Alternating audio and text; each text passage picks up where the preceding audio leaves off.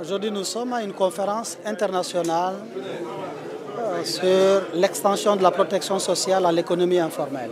Une conférence organisée par le Sénégal en collaboration avec l'appui du BIT, le Bureau international du travail, et qui a convié 7 pays et 2 organisations internationales, dont la CIPRES, pour réfléchir.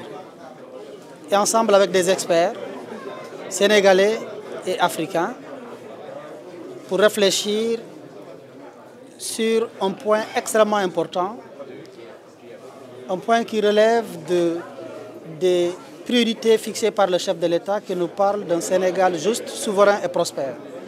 Par Sénégal juste, le président de la République n'entendait pas le réduire à la justice judiciaire, mais beaucoup plus à la justice sociale.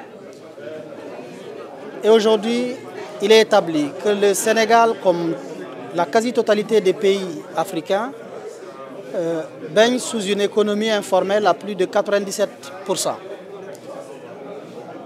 Et il se trouve que cette économie, du fait de son caractère informel, ne bénéficie pas de l'appui de l'État en termes de protection sociale de leurs travailleurs.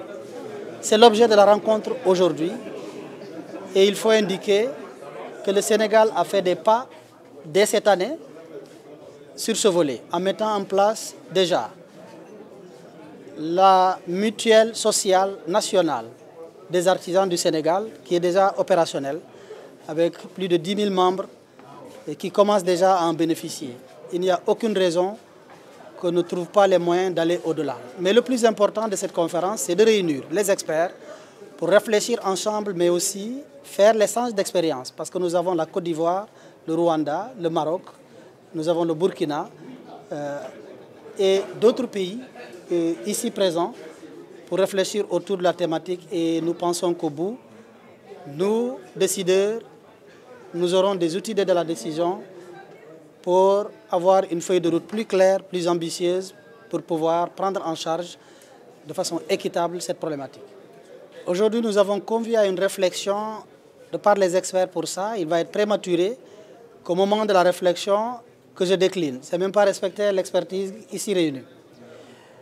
Mais d'emblée, le seul fait que nous ayons au Sénégal à inscrire cette question dans les axes prioritaires déclinés par le président de la République est un pas. Le seul fait que nous n'attendions même pas cette conférence pour engager déjà la mise en place d'une mutuelle nationale des artisans qui était une mutuelle sociale, qui est un projet pilote, est un pas.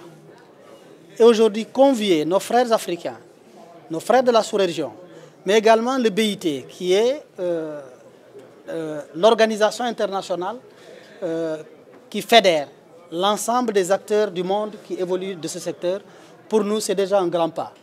Maintenant, nous attendons de cette rencontre, comme je le disais tantôt, le fruit de la réflexion qui va être considérée comme étant nos outils d'aide à la décision. Mais j'annonce d'emblée que le chef de l'État a choisi et nous a instruit d'organiser d'abord une conférence sociale sur l'emploi et l'employabilité qui va se tenir en principe au mois d'octobre, mais aussi et surtout le pacte social de stabilité qui est un pacte national qui va embarquer ces questions à coup sûr.